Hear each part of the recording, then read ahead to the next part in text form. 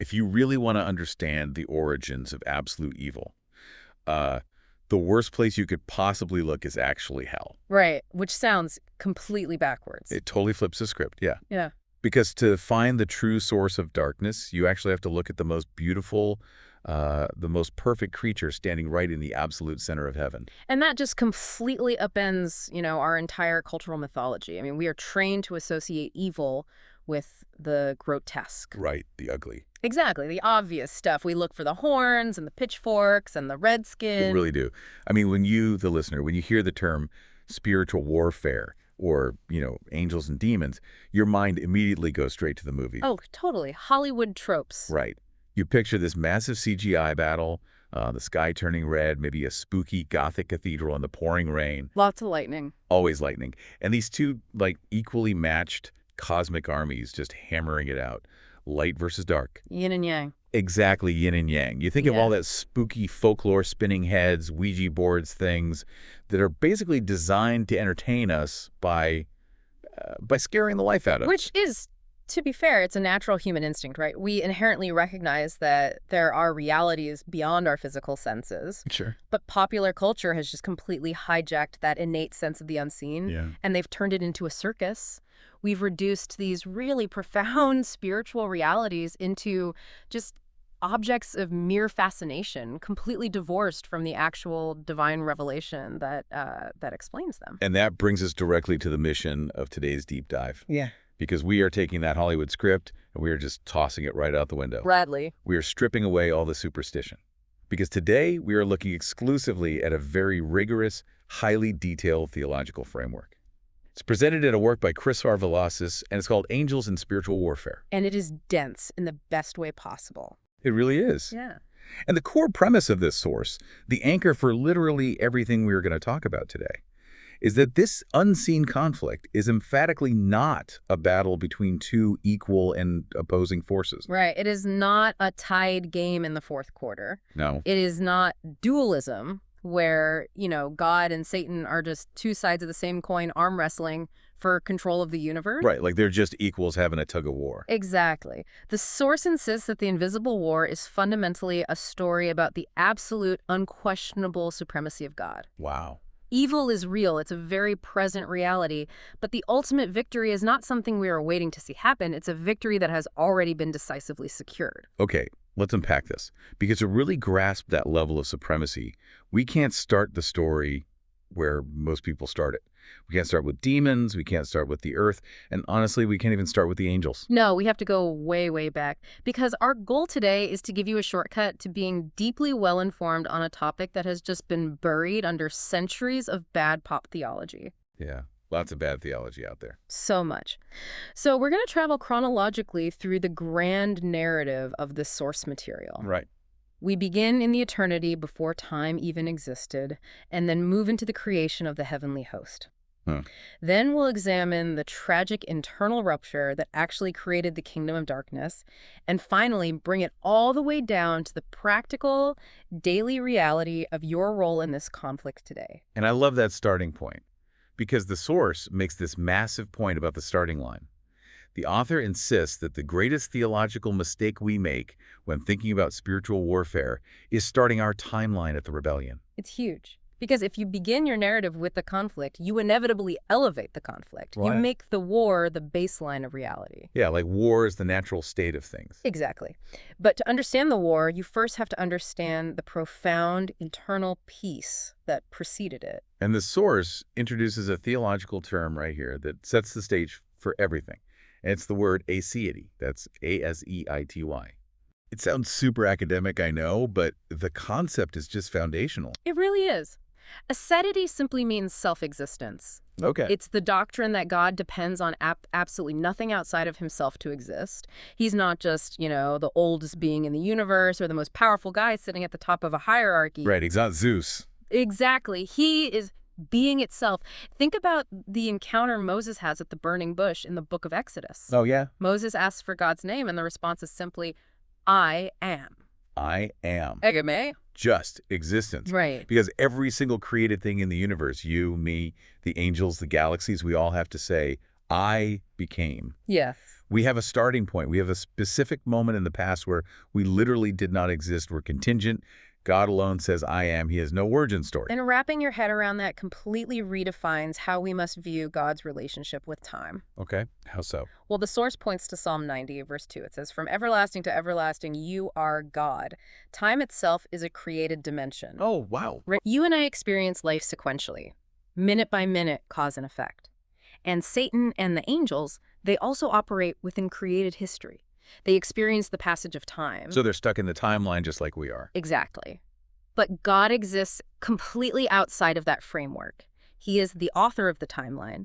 He observes the entire span of history, from creation to the final consummation, all simultaneously. So there is literally never a moment where God is surprised. Never. Like there's no emergency board meeting in heaven because Satan pulled a fast one down in the Middle East. Right. Nothing catches him off guard, and therefore nothing actually threatens his throne. And what's fascinating here is how this doctrine completely neutralizes the fear associated with spiritual warfare. Oh, I see where you're going with this. Right.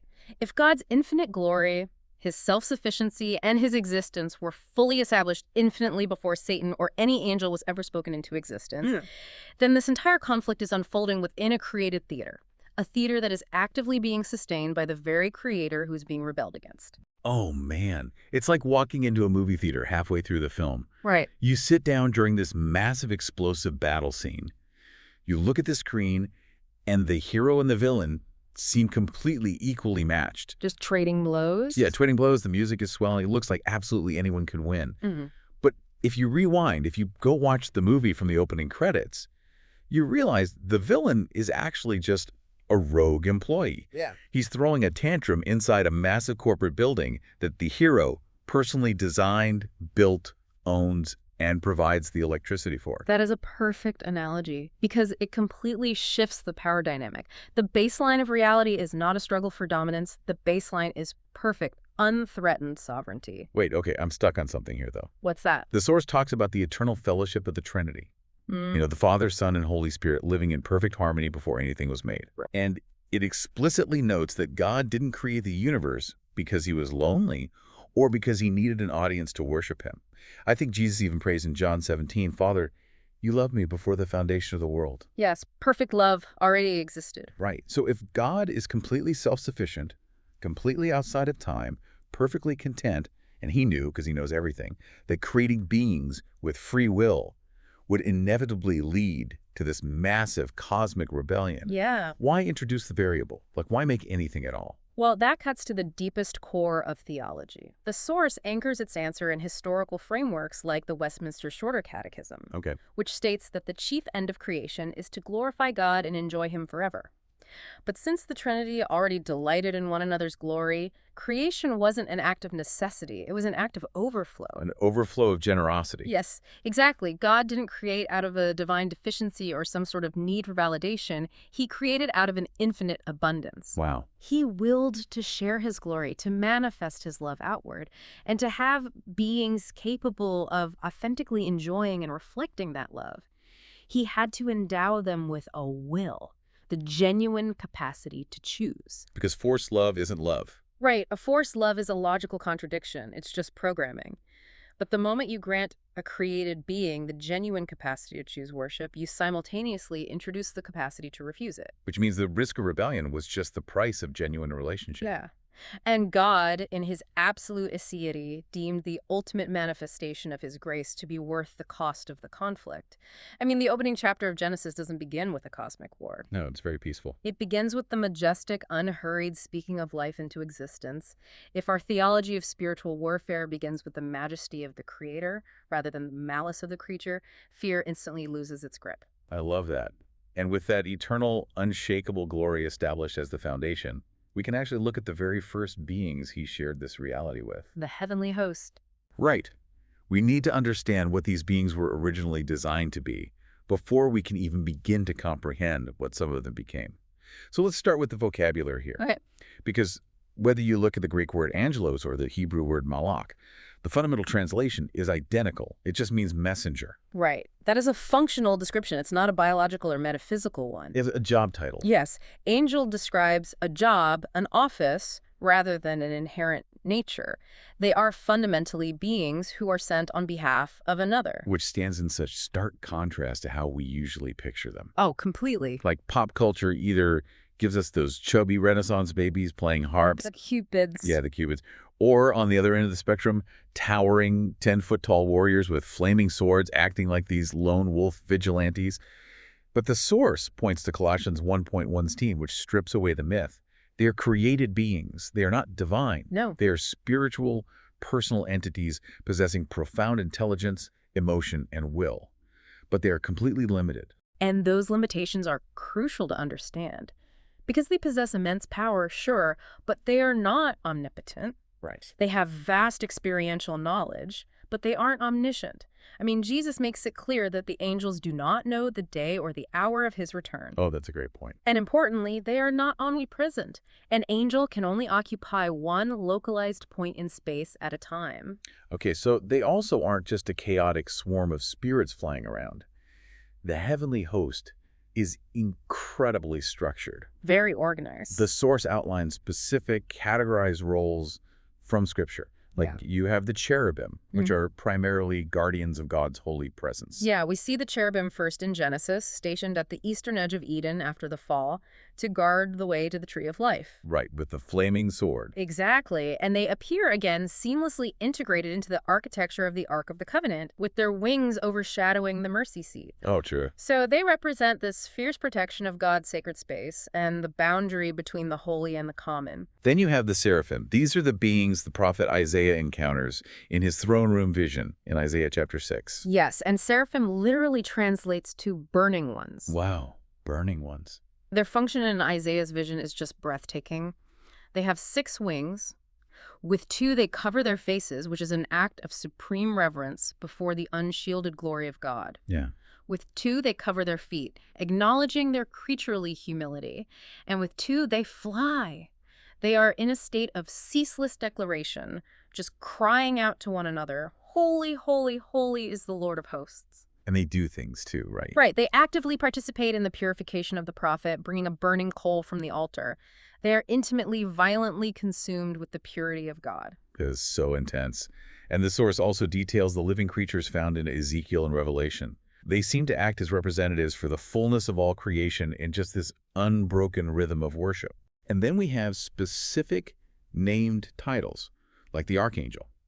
Scripture explicitly names Michael in this role, portraying him as a chief prince, a warrior, and a defender of God's people. And contrast Michael's militant role with Gabriel. Okay. Gabriel appears as a high-ranking ministering angel sent to serve, protect, and deliver pivotal, history-altering messages. Like a herald. Exactly.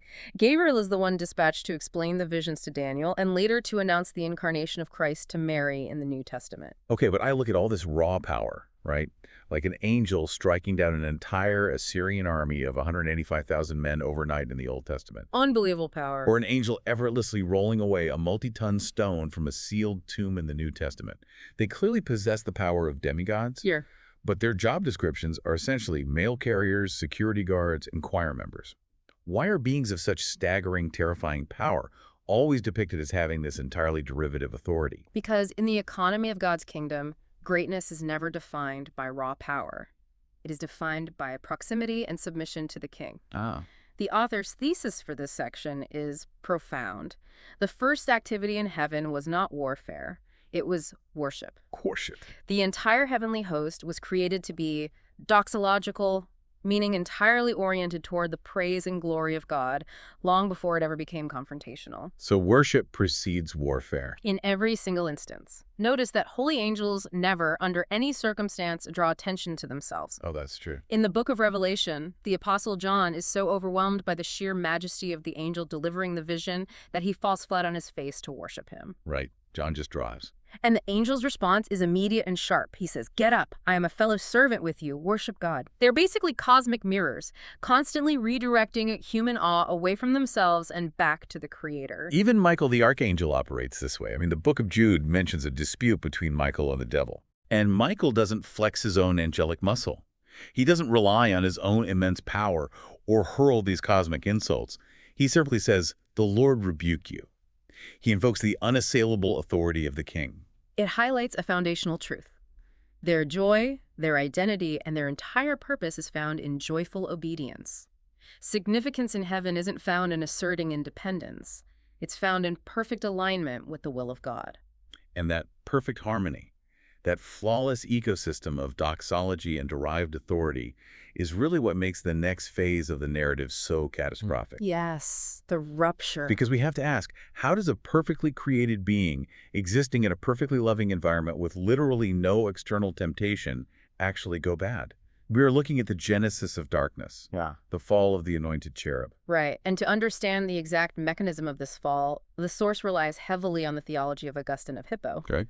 Augustine wrestled deeply with the origin of evil, and he concluded that evil is not a substance. It does not possess an independent metaphysical existence. Wait, so it's not a thing? Exactly. God did not create a thing called evil. Evil is a privation. It is the corruption, the deprivation, or the twisting of something that was originally good. Just like darkness has no physical properties, it is merely the absence of light. Evil is the absence or distortion of goodness. Here's where it gets really interesting. It sounds like evil in this context is basically rust on a car. Oh, that's good. Right. Rust didn't build the engine. Rust doesn't have a factory producing it. Rust literally cannot exist independently of the iron it destroys. Right. It needs a host. It only exists as a parasitic reaction, slowly eating away at the good metal that a designer actually created. That captures the parasitic nature of sin perfectly. Satan did not invent evil from scratch. He has zero capacity for original creation. What he did was take the staggering goodness, beauty, and wisdom that God had breathed into him, and he corrupted it by turning it away from its intended purpose. Let's look at who he was before the rust took over, so to speak. The source points us to the origin story found in the prophets. The name Lucifer comes from the Latin translation of Isaiah 14, meaning day star or light bearer. Right. But Ezekiel 28 gives us the most vivid, just heartbreaking portrait of this being. It describes him as the anointed guardian cherub who was in Eden, the garden of God. He was the signet of perfection, full of wisdom and perfect in beauty. The language there is just dripping with privilege. Anointed guardian. He wasn't just an average angel. He occupied a position of immense dignity and unparalleled proximity to the unshielded glory of God. Yeah. And the text in Ezekiel explicitly states his original condition. It says, "You were blameless in your ways from the day you were created." So unrighteousness was found in you. Exactly. And what was the mechanism of that unrighteousness? How did a flawless being fall? Ezekiel gives us the exact psychological autopsy. It says, "Your heart was proud because of your beauty. You corrupted your wisdom for the sake of your splendor." Pride. It wasn't murder. It wasn't theft. It wasn't some explosive act of violence. The cosmic patient zero of all evil, the virus that broke the universe, was simply pride. Yes, Satan's foundational sin was self-exaltation. Pride, at its core, is the refusal of dependence. It is the delusion of autonomy. The delusion of autonomy. Wow. He looked at his own God-given beauty, his own spectacular wisdom, and instead of letting those gifts act as a lens to magnify the creator who gave them, he turned his gaze inward. He became intoxicated by his own reflection. He started worshiping the mirror. Exactly. Yeah. He decided he wanted God's position without God's character. He wanted the throne without the humility. The source outlines this tragic internal slide through the 5 I wills recorded in Isaiah 14. And it is chilling when you read it as a deliberate progression of thought. It really is. He says, "I will ascend into heaven. I will raise my throne above the stars of God. I will sit on the mount of assembly. I will ascend above the heights of the clouds." And the ultimate climax, "I will make myself like the Most High." 5 times he asserts, "I will." It is the ultimate declaration of the self against the sovereign. Notice that he didn't become an atheist. Oh, right. He didn't deny God's existence. He just decided he was entitled to be an equal. He wanted to be the object of worship rather than the vehicle for it. And he didn't do this in a vacuum, right? Like, how do you convince an entire host of perfect beings to join a doomed rebellion against an omnipotent creator? Yeah, it seems impossible. The source points to Revelation 12, which uses the symbolic language of a dragon sweeping a third of the stars from heaven. Right. Theologians universally understand this as a massive faction of the angelic host joining Satan's mutiny. These fallen angels are what we now categorize as demons, principalities, and powers. And the persuasion of those angels speaks to the insidious nature of pride. Satan couldn't offer them more power than God could. What he likely offered them was autonomy. Independence. The lie that serving God was slavery and that self-rule was true freedom. It's the exact same pitch he later uses on humanity in the Garden of Eden. And the source provides this really helpful infographic mapping this entire tragic trajectory. It breaks down into a clear progression, Oh, yeah, the 7 steps. right? It starts with being created good in a position of honor. Then, pride arises internally as he fixates on his own beauty. Yeah. This ferments into active rebellion, recruiting others to his cause. Yeah. The consequence is being cast out. Jesus actually describes seeing Satan fall like lightning from heaven in Luke 10. Once cast out, his nature twists completely into the accuser and deceiver of humanity. He establishes a temporary rule over the corrupted world system, strictly limited by God's sovereignty. And it all culminates in his final defeat in the lake of fire. And that progression highlights a critical reality about the kingdom of darkness. It is entirely counterfeit, because Satan cannot create, he can only distort. Right. He cannot generate truth, so he manufactures complex lies. He cannot give life, so he administers death. He cannot inspire authentic worship, so he redirects human devotion toward idols, addictions, and ultimately himself. But I keep coming back to the tension we discussed earlier. The problem of evil. Yes, if God is completely outside of time meaning, he watched this rust develop in Lucifer's heart. He watched him seduce a third of the angels, and he knew this rebellion was going to spill over and absolutely devastate humanity. Why did he permit it to proceed? Yeah. The source is really careful to state that God is not the author of evil, but that he sovereignly governs it. So how does the author reconcile an all-loving, all-powerful God watching this train wreck happen and not just stopping it at step 2? Well, it is the single most profound question in philosophy and theology, the problem of evil. Right. The source doesn't attempt to offer a neat, sanitized formula that neatly resolves the emotional weight of that question, because you can't. No. Instead, it provides massive theological anchors to hold on to. The first anchor, found in James 1, is that God tempts no one. The rebellion originated entirely within the creature's uncoerced misuse of freedom. The second anchor is that God remains absolutely, unquestioningly sovereign over the chaos. But the third anchor is where the Christian worldview becomes entirely unique. God permits evil because he intends to ultimately overrule it for an even more staggering display of his glory, his justice, and his redemptive love. But how does that actually work in practice? How do you overrule absolute evil? The author points directly to the historical reality of the cross of Jesus Christ. Think about the crucifixion conceptually. Okay. The torture and murder of the completely sinless, incarnate Son of God is, objectively, the single greatest act of evil, cosmic injustice, and darkness ever perpetrated in the history of the universe. Satan, human political authorities, and religious leaders conspired together to utterly destroy the Messiah. It was the ultimate victory for the kingdom of darkness. Or so it seemed, because God took that exact supreme act of malice and repurposed it as the precise mechanism for the salvation of humanity and the destruction of Satan's power. He overruled the ultimate darkness to ignite the ultimate light. God did not author the evil in the hearts of those who crucified Jesus, but he sovereignly governed the timeline so that their evil could not thwart his redemptive purpose. That's incredible. The crucifixion became a cosmic jujitsu move. The sheer momentum of Satan's hatred was used to secure his own legal defeat. The evil became the very instrument of its own undoing. The evil became the instrument of his own defeat. That is a staggering paradigm shift. And that decisive historical victory brings us crashing right into the timeline of human history. This is where the invisible war of eternity past spills over into the physical reality that you and I are navigating today. Right. We have to move from the origins of the conflict to the exact framework in which the listener is operating right now. If the cross was the decisive victory, why is the world still bleeding?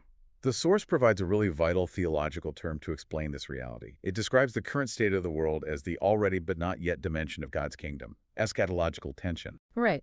Eschatology is simply the theology of final things, the end of the world. And we are currently living in the waiting room of that final consummation. The biblical worldview insists that heaven and earth are inseparably connected, but we are caught in a deep tension between two competing realities. Let's look at the already part of that equation first. The source makes it emphatically clear that Christ has already defeated Satan.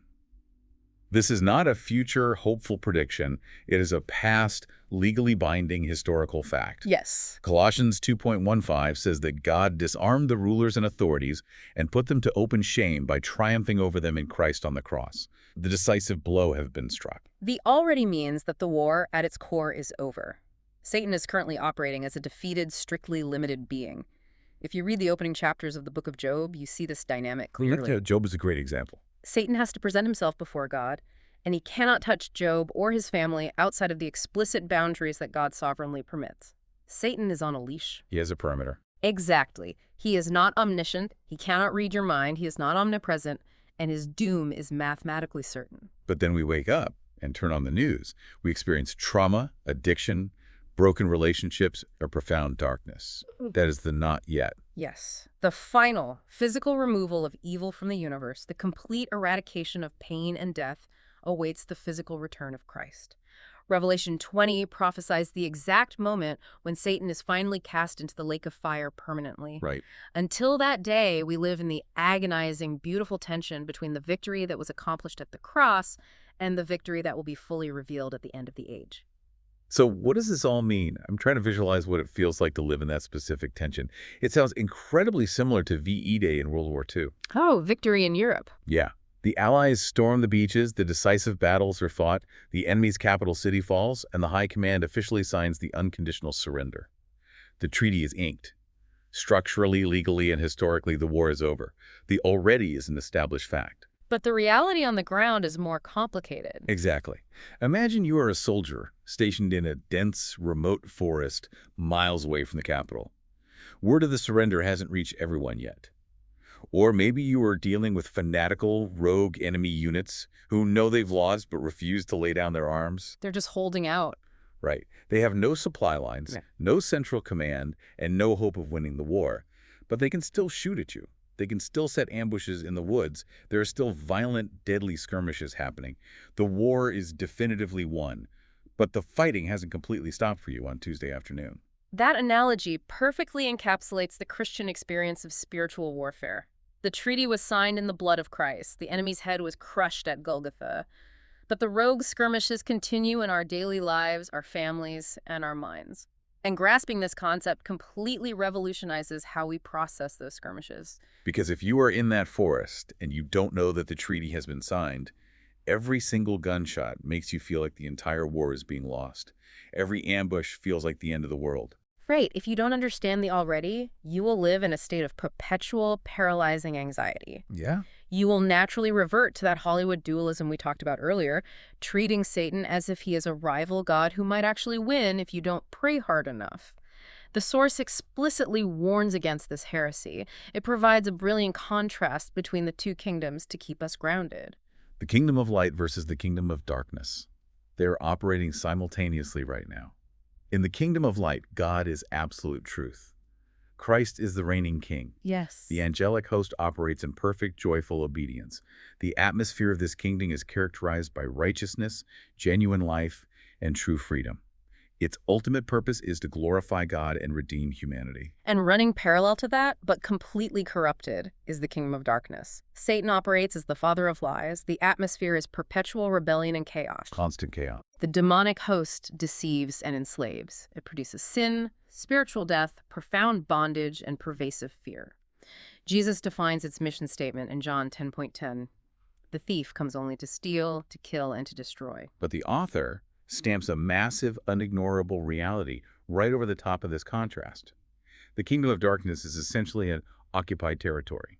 Satan is ruling as a usurper. He is squatting in a house he has already legally been evicted from. And look at the contrast in the methodology of the two kings. The source draws a brilliant parallel here. Satan, a created being, grasped desperately for glory. He demanded to ascend to the highest place, to make himself like God, and as a result, he lost his dignity, his position, and his future. Contrast that with Christ. The Apostle Paul writes in Philippians 2 that Christ, who was eternally in the very form of God, did not consider equality with God something to be grasped or exploited. Right. Instead, he emptied himself. He took the form of a servant. He willingly descended into the dirt of human history, submitted to the agonizing humiliation of the cross, and because of that ultimate descent, God the Father highly exalted him, bestowing on him the name that is above every name. It is the ultimate paradox of spiritual physics. Spiritual physics, I like that. The way up is down. The one who demanded to ascend was cast into the abyss, and the one who willingly descended to serve was exalted to the throne of the universe. Which brings this massive cosmic theology crashing right into our living rooms. If the war is legally won, But the violent skirmishes of this not-yet era are still happening around us. How exactly is a listener supposed to live? What is the church's actual role in this conflict? We have to figure out how to exist in this tension without falling into paralyzing fear, but also without being naive to the reality of the ambushes in the forest. Well, the source outlines two indispensable components for the believer's role in the modern world: delegated authority and specific weaponry. Let's examine the authority first. Okay. In Luke 10:19, Jesus explicitly tells his followers, "Behold, I have given you authority to tread on serpents and scorpions and over all the power of the enemy." James 4:7 provides the tactical application. "Submit yourselves therefore to God. Resist the devil, and he will flee from you." It's that concept of derivative authority again. We operate exactly like Michael the Archangel. Yes, exactly. We don't fight the kingdom of darkness using our own willpower, our own intellect, or our own spiritual muscle. Yeah. We point to the King. The Apostle John writes in 1 John 4:4, "He who is in you is greater than he who is in the world." Precisely. We don't generate the power, we simply host the presence. But authority must be paired with action, which brings us to the weapons of our warfare. The famous armor. Yes, the Apostle Paul outlines the armor of God in Ephesians 6. But we have to fundamentally reevaluate how the modern church views these weapons, because historically, we have treated them like magical talismans. Oh, totally. Like items in a video game that grant you a +10 defense stat if you just recite a specific prayer in the morning. Like, I put on my invisible helmet today, so the demons can't give me a headache or read my thoughts. We completely mysticize it. But Paul was chained to a Roman soldier when he wrote that letter. He was looking at very physical, practical military equipment and mapping it onto deep, unshakable theological and moral realities. The source breaks down each piece of this armor, and it is remarkably grounded. Let's dissect the armory then. First, the belt of truth. The Roman soldier's belt wasn't an accessory. It was the foundational piece of gear that held the tunic together and held the scabbard for the sword. If the belt fails, you trip over your own clothes and you lose your weapon. Right. The source translates this to stand in truth, reject lies. In a postmodern culture that says speak your truth, spiritual warfare begins by anchoring yourself to the objective, unmoving truth of God's revealed word.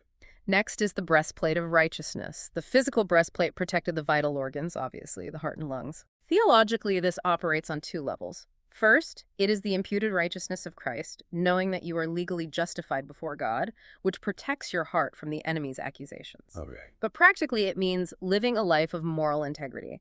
If Satan's original sin was dishonoring God through pride, our primary defense mechanism is a lifestyle aligned with God's character. Unconfessed sin is basically a crack in the breastplate. Then we have the gospel of peace as shoes. A Roman soldier wore hobnailed sandals, essentially heavy-duty cleats, that allowed them to dig in and hold their ground in hand-to-hand combat without slipping. Right, for stability. The source applies this as, be ready to share the good news. This means our posture is not a frantic, anxious scrambling. We are firmly rooted in the peace that we have with God, which gives us the stability to stand our ground when the chaos hits and the readiness to move forward missionally. Then Paul introduces the shield of faith. The Roman scutum was a massive, full-body shield covered in leather. Before a battle, soldiers would soak these shields in water to extinguish the flaming arrows that the enemy would arch over the front lines to cause panic. Wow, I didn't know they soaked them. Yeah.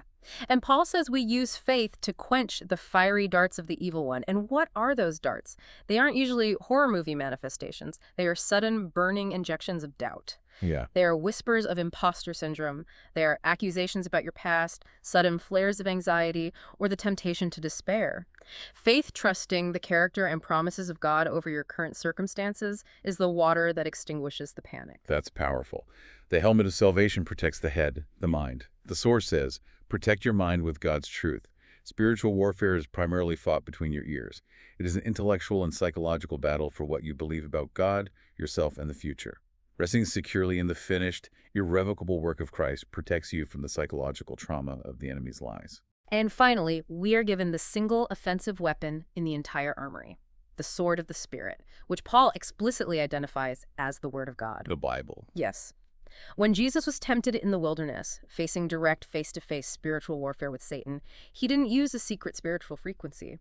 He quoted the book of Deuteronomy. He relied entirely on the revealed scriptures. The infographic ties all of this together with the vital communication line. Prayer, stay alert. pray always. Mm. And when you look at this list, truth, integrity, the gospel of peace, faith, salvation, scripture, and prayer, Yeah. what is truly remarkable is how profoundly ordinary it all seems. It completely demystifies the entire concept. True spiritual warfare is not shouting at shadows in the dark. It is not seeking out dramatic, sensational encounters with the demonic. It is the steady, quiet, daily obedience of a believer trusting God. It's a massive irony, isn't it? We want to fight the devil by being strong, loud, aggressive, and spiritually dominant. We want to be the action hero. But the source drops a bombshell here. The greatest danger in spiritual warfare is not an external demonic attack. The greatest danger is internal. Yes. This raises an important question. The author insists that the first sin is still the enemy's most effective and dangerous strategy. We do not conquer the kingdom of darkness by imitating Satan's ambition for power. We conquer it by imitating Christ's humility. We win by taking the form of a servant. The source actively warns against becoming obsessed with the powers of darkness. If you spend all your time reading books about demons, looking for a spiritual attack behind every flat tire, every argument with your spouse, and every setback at work, you are taking your eyes off the king. Getting distracted. You are giving the usurper the attention he's desperate for. True warfare is actually resisting the subtle, everyday manifestations of the exact same pride that caused the anointed cherub to fall from Eden. Which means we need to deeply examine our own hearts. How does a modern listener know if they're operating in the spirit of Christ or subtly mimicking the posture of the fallen cherub? Well, the source provides piercing examples for an internal audit. It asks, are you trusting your own wisdom, your own career strategies, and your own intellect above God's word? Are you seeking recognition, applause, and likes on social media more than you are seeking quiet faithfulness? Ouch. Yeah, ouch. Do you desire spiritual or professional influence without doing the hard work of humility? Are you measuring the success of your life, your family, or your church by its prominence and power, rather than its quiet obedience to God? If your spiritual life, your career, or your relationships are merely platforms for your own self-exaltation, you are operating according to the fundamental physics of the kingdom of darkness. You might be using Christian vocabulary, you might be attending church, but you are mimicking the dragon. That is a devastatingly convicting reality check. But it is also incredibly liberating. It frees us from the anxiety of the unseen realm. The ultimate mandate for the church, the core takeaway from Velazquez's work, is beautifully grounded. Yes, it is. We are called to stand firm, to trust God's sovereignty, to proclaim the finished work of Christ, to advance his kingdom through love and service, and to make disciples. It is an active, joyful stance of moving forward into the world with the gospel. We are not called to cower in a defensive bunker, nervously waiting for the next spiritual attack. Because the victory is utterly secure. The king who emptied himself and died on the cross is the same king who is returning to make all things new. In this already but not yet period, we are simply occupying the territory armed with truth, protected by humility, until the treaty signed at the cross is fully and finally enforced across the cosmos. Let's pull all these threads together and synthesize the massive journey we've been on today in this deep dive. It's been a long journey. It really has. We started way back in the unfathomable depths of eternity past, before time itself existed, to establish one unshakable foundation: God's aseity. His absolute self-existence, sovereignty, and the perfect loving fellowship of the Trinity are unmatched and require absolutely nothing from creation. And from there, we examine the creation of the heavenly host. We discovered that the primary calling, the highest possible joy for beings of immense power, was ceaseless, humble worship. Doxology always precedes confrontation. Always.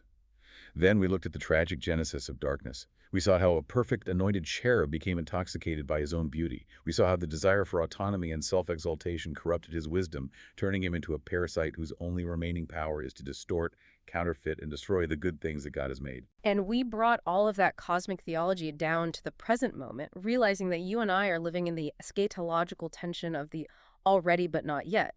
Christ has already won the decisive victory on the cross, turning the enemy's greatest act of evil into the instrument of his own legal defeat. The enemy is a usurper on a leash, raging in the forest because he knows his time is short. The ultimate lesson from this deep dive into Chris R. Velazquez's work is that an authentic, biblically accurate understanding of spiritual warfare should never, ever lead a believer to fear, to anxiety, or to a weird fascination with the demonic. It should strip all of that away, leaving you with a deeper, more profound, and incredibly peaceful awe of God's unshakable glory. And it should leave you with unshakable confidence. Because the final word of human history does not belong to the accuser, and never did. It belongs entirely to Jesus Christ. The story of the unseen realm began with perfect eternal worship, and it is going to end with perfect eternal worship in the new creation. As we wrap up today, we want to leave you, the listener, with a final practical thought to mull over as you step back into your daily routine. We spent a lot of time dissecting the ancient origins of this invisible war. Think about the gravity of this. If the absolute highest calling of the magnificent, terrifyingly powerful heavenly host is ceaseless, humble worship, and the original universe-breaking sin was simply the desire to elevate oneself above that role, how does that reality reframe your daily ambitions? Tomorrow at work, or tonight at the dinner table, the next time you feel that desperate, burning need to prove your own importance, the next time you feel the urge to win an argument at all costs, just to protect your ego, or to manipulate a situation to elevate your own status in a room. Pause. Ask yourself a very difficult question. Whose kingdom are you actually mimicking in that exact moment? Are you imitating the king who had all the power in the universe but descended in love to serve? Or are you imitating the creature who demanded to ascend?